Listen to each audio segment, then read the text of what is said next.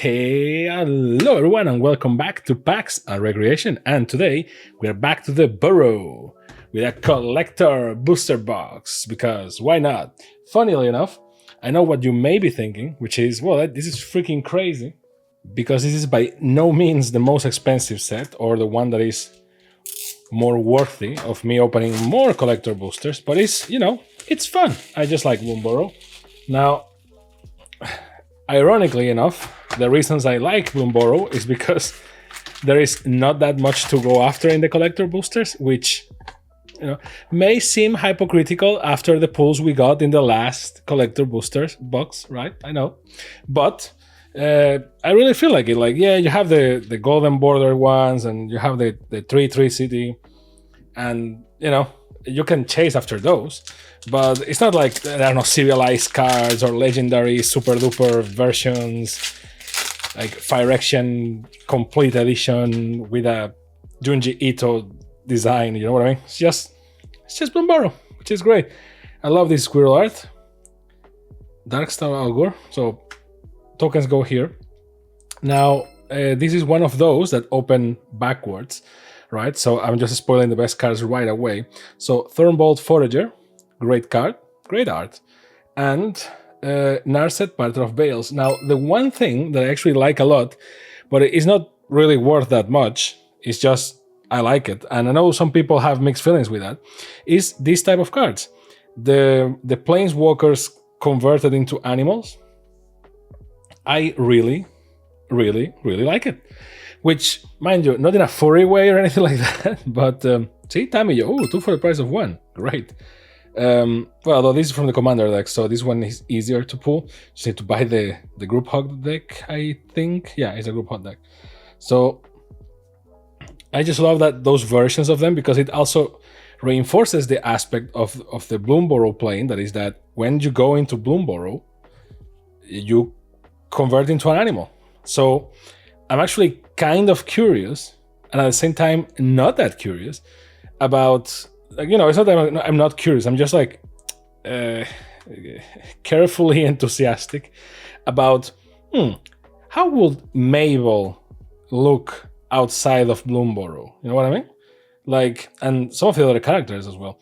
I'm curious about the visual design of those characters.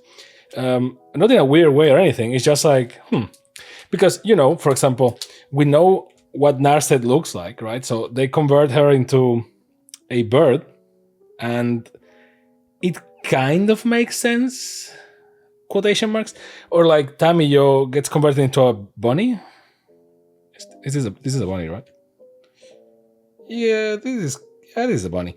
So she gets converted into a bunny or a rabbit, and it kind of makes sense because we already saw her. And yes, Tamiyo is like I don't remember what type of creature is Tamiyo. Damn.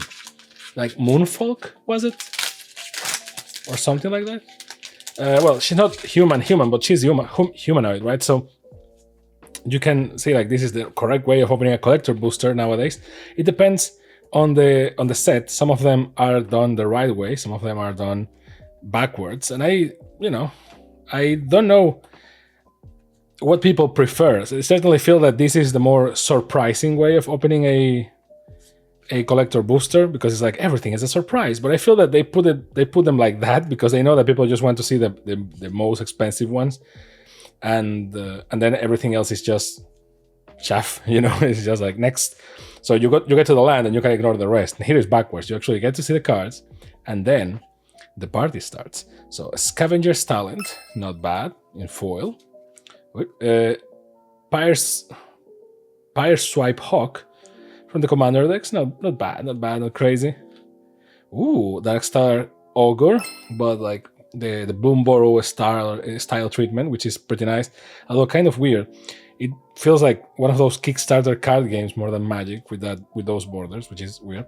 Ooh, the infamous Cruel Claw in Bloomburrow showcase style. This card is getting all sorts of attention right now. It's pretty crazy. And we have the token, right? So it is in Vine Lasher and a fish. I love this fish token with a passion. And the last one will be the chase one, and in this case is Fountain Port, which I'm not going to go crazy over it, but it's not bad either. So if any of the characters from Bloomburrow leaves Bloomburrow, which, none of them is a planeswalker, but now you have the Omen paths, so technically they can leave. I'm curious about seeing them turning into humans? Although, that's another curious thing, right? Like, I don't know if they explain this anywhere. I actually need to look this up, because my understanding is, any of you knows, please correct me. Like, my understanding is that, and is what this seems to suggest and entertain, is that anything that goes into Bloomburrow is transformed, or anyone, Beza, is transformed into an animal, and into a creature, as the cool people call them, right? So, if that's the case, Jace is a fox, and Tammy is a bunny, and yada yada yada, right?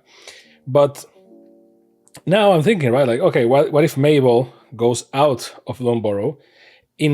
How does she look like? But it is interesting, though, because this train of thought assumes that MABEL, who was born a mouse, is not a mouse outside of Bloomburrow, which is weird because that will imply that the default creature type in the Magic the Gathering multiverse is humanoids, which, well, to a degree, although the most powerful creatures are like Eldrassis, and Eldrassis are not humanoid. Although, well, you can make the point that Ulamog certainly is humanoid, but Emrakul is not. It's just a giant jellyfish. So the thing here to me is, so maybe MABEL, maybe MABEL going out doesn't transform her into a human, just keeps her as a mouse, in which case she keeps the size of a mouse, which would be very dangerous for her. And now I have a bunch of doubts. Like, yeah, again, like, Jace goes in, gets transformed into a fox, but that's why, like, unless we assume that anything that is born in Bloomburrow, beautiful card, god damn, look at this. Portent of Calamity, is beautiful. And Nissa, see, Nissa is a frog, which, I don't know if I would assume that Nissa is a frog, but I guess that within the animal choices in Bloomburrow, I guess that makes sense. Manifold Mouse, and Xenia from the Commander decks. A lot of people love this commander. I played with it and against it. You can see the Commander deck reviews in the channel. A very long video, by the way, so if you like podcasts, be my guest. And I don't know, I have mixed feelings. I like it. I understand why people build around it. The deck itself, well, go watch the video. I think that this presents an interesting conundrum. So basically, that if MABEL goes out of Bloomburrow and transforms into something else, which doesn't necessarily mean human, we assume human because us humans are very egotistical when it comes to it. That's why every alien race and fantastical story that it's created is always like people that look like humans. So elves are humans with pointy ears. Dwarves are smaller humans, but they're very strong and yada yada, right? Like in the case of Tolkienian mythology, Gandalf is technically an angel, kind of, by definition. Bear with me because that's not really what he is, but and he looks like a human because so we're very egotistical to it, but it's also like the more you look into it, it has to do with us resonating with something. Like, I'm not going to resonate if the protagonist is a giant jellyfish because we're not jellyfish, so it will be like, I guess. And that's why, animal stories normally have anthropomorphic animals, or at least animals with human characteristics, so that they resonate with us to some degree, which I understand. But now that, multiverses and I'm going to assume that the average scientific knowledge is higher than it was 60 years ago. Not saying that people are smarter now, just saying that the notions of like, okay, there are different types of animals, species, multiverses and stuff like that, even if only because of pop culture, now is more common. Ooh, squirrel mob. But that will mean that it will be easier for us to adapt to a story where the protagonists are not, or like at least one of the characters is not like a full human or has human characteristics. I remember in Mass Effect, which is a game by BioWare, a great game, by the way, 1 and 2, 3 less so, and 2 is my favorite, but 2 is only my favorite if you play 1 first, so it is really riding on the shoulders of 1. I don't think that 1 is kind of okay, but you can really, like, the years really pass by that one. And I knew I was missing something. There you go. Artifacts, which Bloomburrow doesn't have that many. Well, Mass Effect 2 only hits hard if you play Mass Effect 1, because a lot of the emotional writing and so on is on the journey you've been so far. That's why Mass Effect 3 fails so much, because all the emotional payoff is not there. Because, well, they just... It goes to a game of colors in the end, and it's not a thing. It's whatever. I don't want to think about the ending of Mass Effect. Wally Flood color, another beautiful card. I feel that the blue ones have like a better treatment when it comes to this showcase style. Ooh, let's go. Maha, which, depending on how you want to pronounce it, is either Maha or Maha. But Maha, if you know Spanish, then this card loses all the danger to it.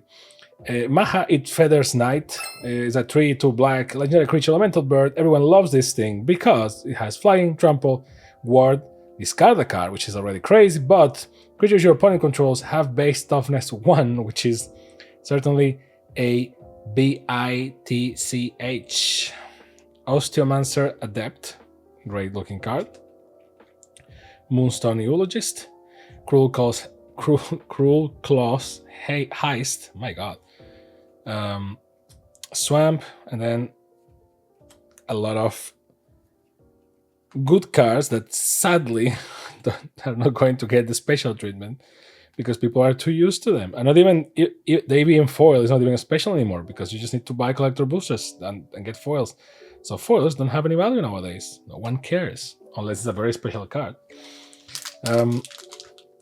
So in Mass Effect, all characters are humanoid, and it's interesting because it's like, oh, there's this universe that we are a part of, and blah, blah, blah. And it turns out that everything has 2 legs, or everything walks into... Oh, Lumbra, let's go. Everything walks in 2 legs, and happens that you can have intercourse with most species because everything has 2 legs and apparently works with us at that level, which is like, okay. And I remember that there is Birds of Paradise, by the way, amazing. I love when they do versions. This is from the Commander decks. I remember that there is this race, the Hanar, I think it was called. It's basically a jellyfish. Ooh, 3-3 City. And it's a very interesting race or alien species in Mass Effect because their minds work differently. And the game kind of treats... They only appear like twice for like very secondary missions, if not tertiary missions, like something very like, oh yeah, okay, nice. And they always treat it like a gag. And I always thought about that. It's like, oh yeah, it's a gag because these are the weird ones and they are like a religion hive mind kind of thing. And with Bloomburrow, it feels kind of the same. It's like, well, they look like humans. They are humanoid animals, and everything that comes into Bloomburrow will transform into an animal.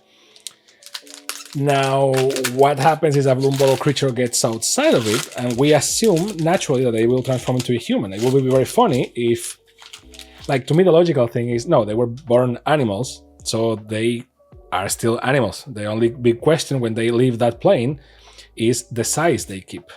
Ooh.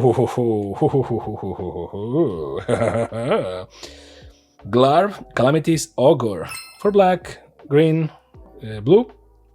Is a Frog Wizard Noble, and it has Death Touch. You may look at the top of your card of your library, the top card of your library at any time. You may play lands and cast spells with mana value 4 or greater from the top of your library, and if you tap it, you surveil 2. Not bad, and it's very golden and very pretty. And also, Dragonhawk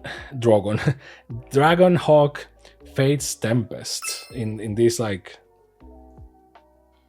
animal studies type of card. Ooh, also same for Sunspine Links. I like this type of card. It's like reminds me of the artifact cards from the Brothers War, but with animals, which is great because it's very Darwinian. Rapid Augmenter from the Commander decks. Tender Wild Guy, which is a possum. And there we go, Mountain, which, reminder, they have different seasons on them, so that's great. Now the go-to assumption will be what I was thinking at the beginning of the video, which is if a creature from Bloomburrow leaves, it will just become human. But if we try to be realistic here, the actual, I guess, scientific, because this is Magic, right? Like I'm trying to add science to a game that's called literally Magic the Gathering. But logically, it will be something between these two options. Either they stay an animal, but their size is the one thing to question, which I'm assuming it's to a scale, but maybe not. Or, which, maybe the thing,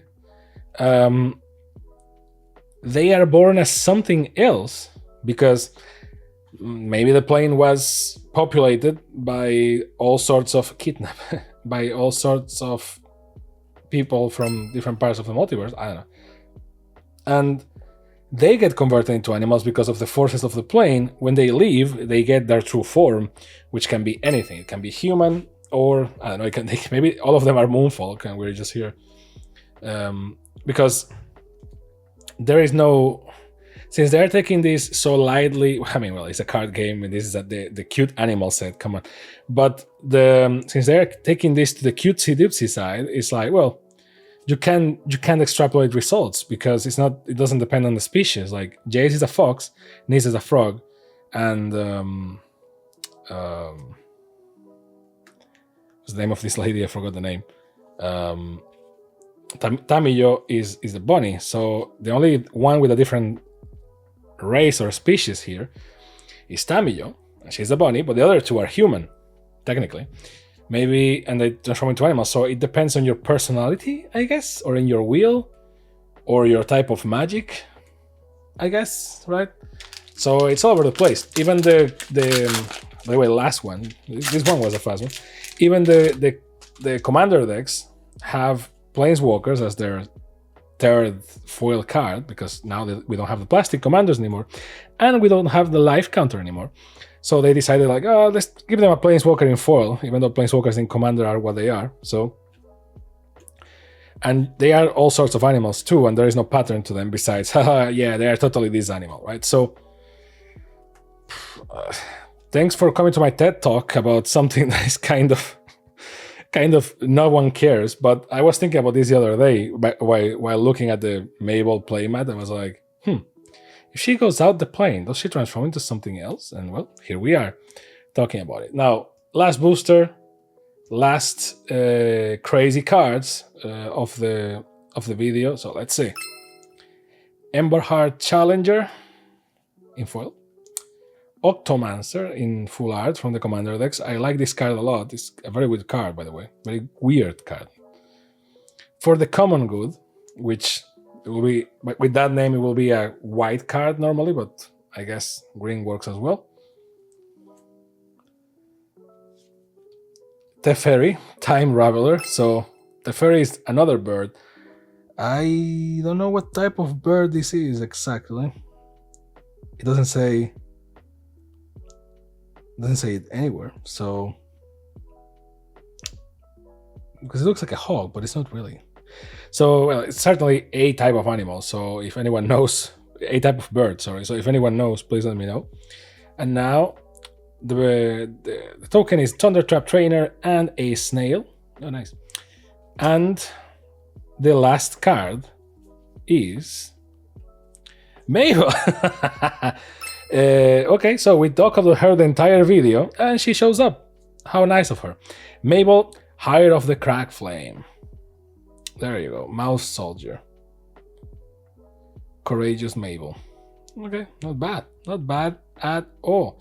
Now, since this is a collector booster and everything is pretty, we are going to just pick very briefly the best looking card of each color or each pile, according to my subjective opinion. So if you disagree, please insult me in the comments. Now, difficult choices here because Beza is beautiful, and in foil is even more, but I feel like whenever Luminous Broadmouth is on the screen, it takes the show. Now, it's not foil, but it is what it is. Now, for blue, I have Narset here. Narset is certainly nice, but these cards, see, this treatment for blue just hits, which is weird because it should hit in green because it's Bloomburrow. But they also combine the cards so they look great with the, like, look at this.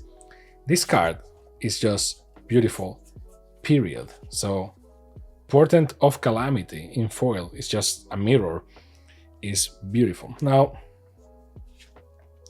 I love Savor or Savor in foil because it has everything, and apparently Duskmorn is going to have a lot of cards that are an eye looking at something. Maha looks very nice because I like that type of card. But this, oh no, it's going to be Darkstar Ogre, because I think in the last video we picked Maha, so I like how this card looks. And it has a scythe, by the way, I don't know if you realized, which is a crazy art. Now for red, well, this one is crazy. This one is Crazy Air, so I may go with Dragonhawk. This one is nice. This one is beautiful, but I think we picked this one last time as well. And this one is great. We're going with Dragonhawk Fate's Tempest, which looks great. Now for green, which we have a lot of because Bloomburrow, see, like in green it hits, but somehow in blue it just pops out. Like Birds of Paradise is great. Lumbra is nice, but the art of the card doesn't really hit that way. Like I'm between these two, to be honest. The Squirrel Mob is fine in foil. Nisa's just ugly. I mean, it's not the fault of the artist. Quite the opposite. It's just maybe the perspective and it being a frog. I don't know. It doesn't. And I love frogs. I play Chrono Trigger. Trust me. So it's going to be Birds of Paradise. For colorless, not much to pick here because, well, for artifacts, because Bloomburrow is not an artifact set. So I guess we're going to pick this one, which I believe is the same we picked last time, but it is what it is. For special lands, normally if the 3/3 city is there, we go with that one, but Fountainport is just nice. But I think we already picked it last time, so let's go with Fabled Passage. And last but not least, multicolored, and this is where some of the crazy stuff is. MABEL certainly looks like the best card here. Let's see some of the others and see if there is anything that can... Oh, wow, this is actually nice. Let's see if there is anything that can remove MABEL from the throne, which I don't think so. Like, this card is great as a card, but the art and the borders are not doing it for me. Yep, it's going to be MABEL. MABEL is just great. Look at that. So, and it's foil. So everything we love in a single piece of cardboard.